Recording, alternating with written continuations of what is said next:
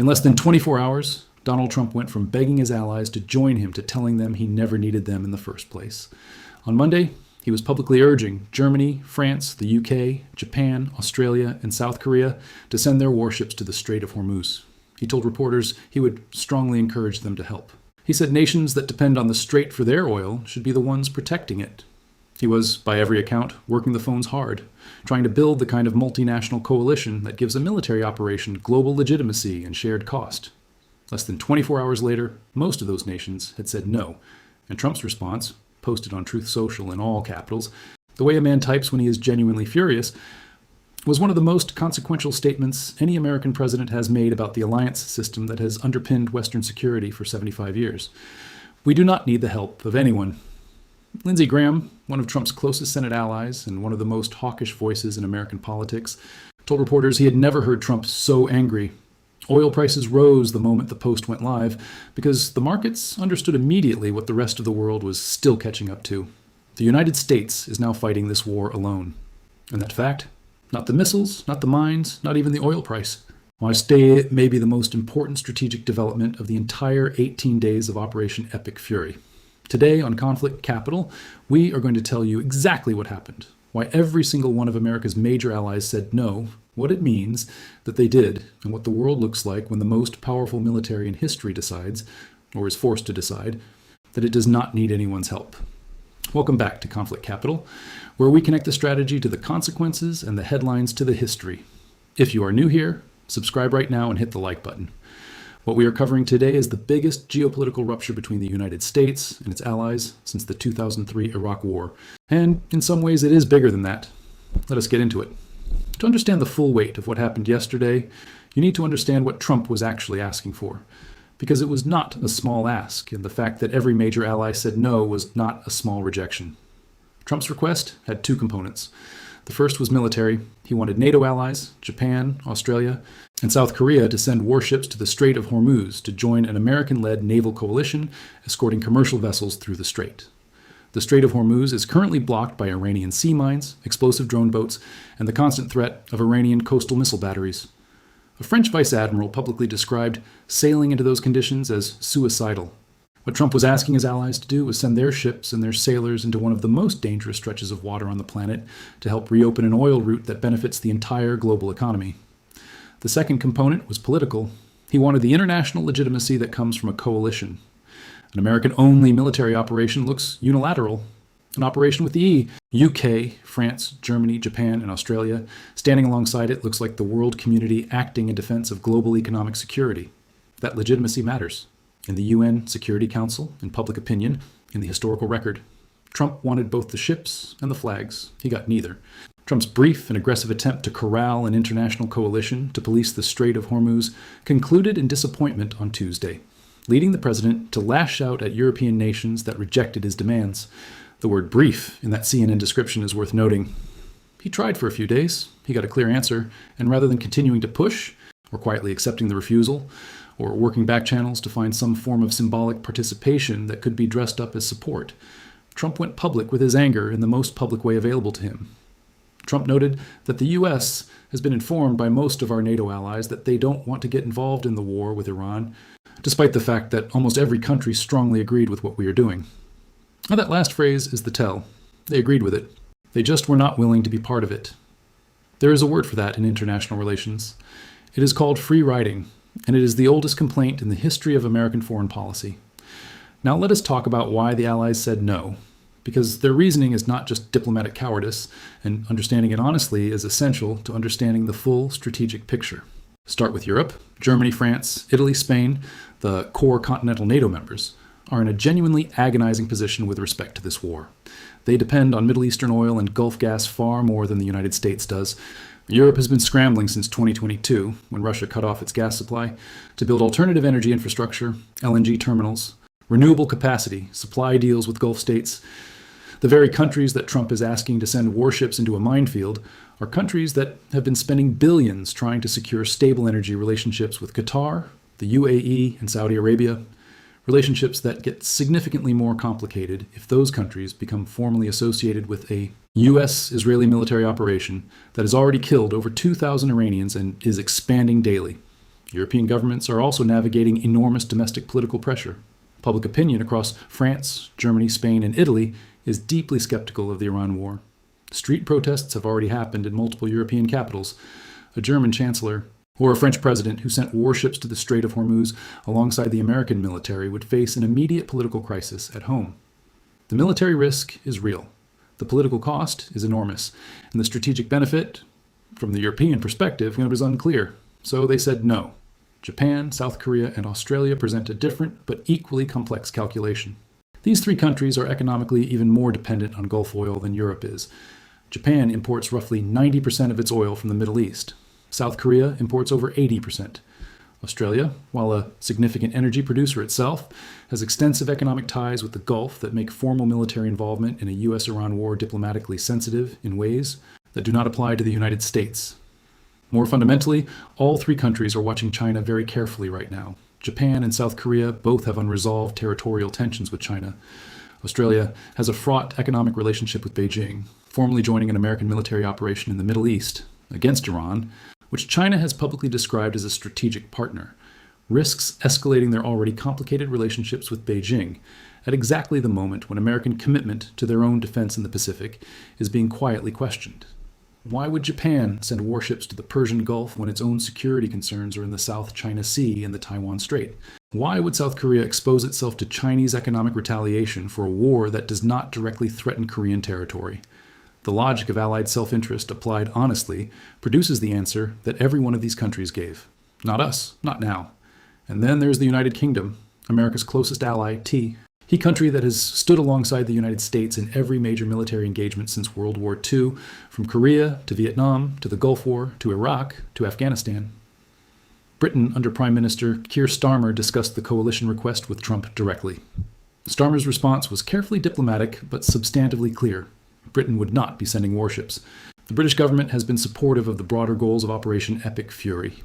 Starmer has not publicly criticized the decision to strike Iran, but participation in an active naval coalition in a minefield is a different matter entirely. Britain's Royal Navy is smaller than it has been at any point in its modern history.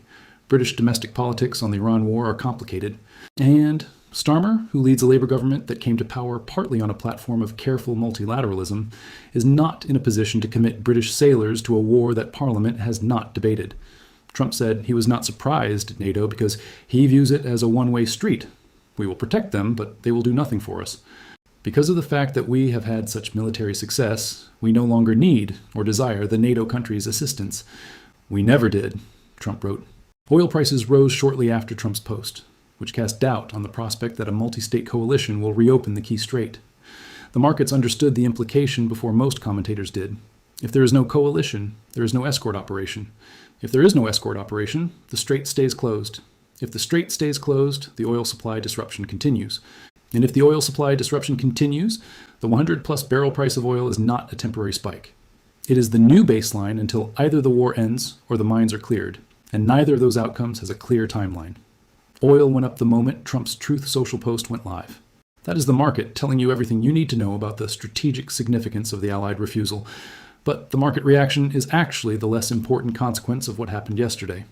The more important consequence, the one that will echo through international relations for years and potentially decades, is what Trump's response to the Allied refusal reveals about the direction of American foreign policy. Trump posted that the U.S. does not need the help of anyone and boasted that Operation Epic Fury has already decimated Iran's military. Their navy is gone, their air force is gone, their anti-aircraft and radar is gone, and perhaps, most importantly, their leaders at virtually every level are gone, never to threaten us, our Middle Eastern allies, or the world again.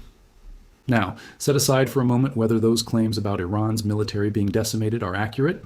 We will come back to that. Focus on the strategic statement being made. The United States is declaring, through its president, in public, in capital letters, that it does not need and does not want the participation of its allies in its military operations. This is not just a frustrated emotional response to a diplomatic setback. It is, whether intentionally or not, a statement about the nature of the American security guarantee. The NATO alliance is built on a fundamental bargain. The United States provides security for its allies, and its allies contribute to collective defense and collective action. When the United States signals that it views that bargain as entirely one-directional, we protect you, you owe us, and when we need you, you refuse. The logical endpoint of that argument is a renegotiation of the entire alliance relationship. Trump has been making this argument since his first term. What changed yesterday is that it was made in the context of an active shooting war, where the Allied refusal has direct, immediate, measurable strategic consequences. Senator Lindsey Graham, who has been one of the most vocal supporters of the Iran operation, told reporters that he had never heard Trump so angry at Allied refusal. Graham is not a man who exaggerates Trump's emotional states for political effect. He is a weather vane for where Trump is on any given issue. If Graham says Trump is angrier than he has ever seen him, that anger is real and it will have consequences. What those consequences look like depends on what comes next. Whether Trump follows through on the implicit threat in his "we do not need the help of anyone" post, whether he begins withdrawing American security commitments from countries that refuse to help, whether this becomes the catalyst for a formal renegotiation of NATO burden sharing or even American withdrawal from the alliance structure. These are not certain outcomes. But they are now live possibilities in a way they were not 48 hours ago. Here is the deeper historical context that makes yesterday's rupture so significant. The last time an American president went to war against a major regional power without NATO support was in 2003, when George W. Bush invaded Iraq over the objections of France, Germany, and much of Europe. That split caused lasting damage to transatlantic relations that took years to repair. But even in 2003, the U.S. had a large coalition of nations, the Coalition of the Willing, that included the UK, Australia, Poland, Spain, and dozens of smaller contributors. The operation had the imprimatur of Allied legitimacy even without full NATO backing. What is happening now is qualitatively different. Trump asked specifically for coalition participation, received refusal from virtually every major ally simultaneously, and responded not by building a smaller coalition of willing participants, but by declaring he never needed any of them. That is not the 2003 model. That is a different doctrine entirely, one that has profound implications for the future of every alliance the United States maintains. Consider what the Allied refusal and Trump's response means for the specific strategic problem at hand, reopening the Strait of Hormuz.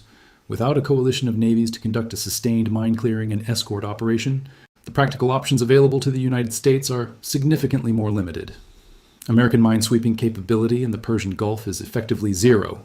The last 4 dedicated U.S. minesweepers in the region were decommissioned in September 2025. Mine clearing is slow, dangerous, specialized work that requires specific vessels and trained crews.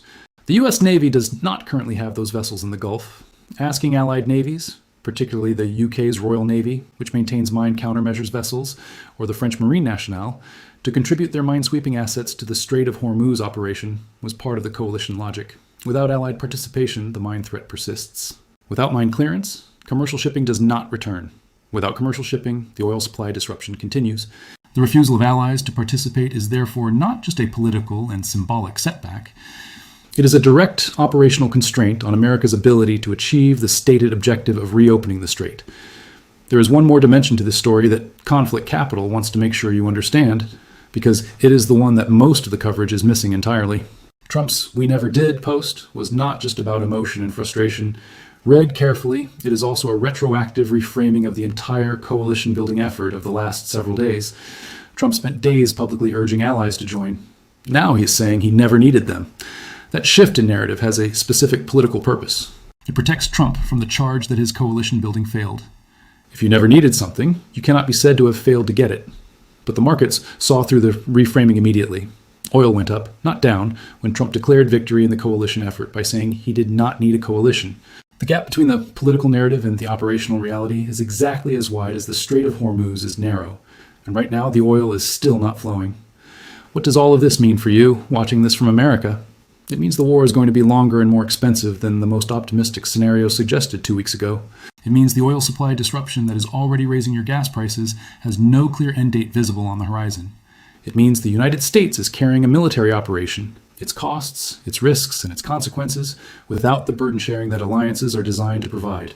And it means the international order, the system of alliances, commitments, and mutual obligations that the United States spent 75 years building, is under a strain that will not simply ease when this war is over. The NATO allies who said no yesterday will face an American president who told the world he did not need them. That dynamic does not reset to normal when the shooting stops. It is a permanent alteration of the relationship. Trump's truth.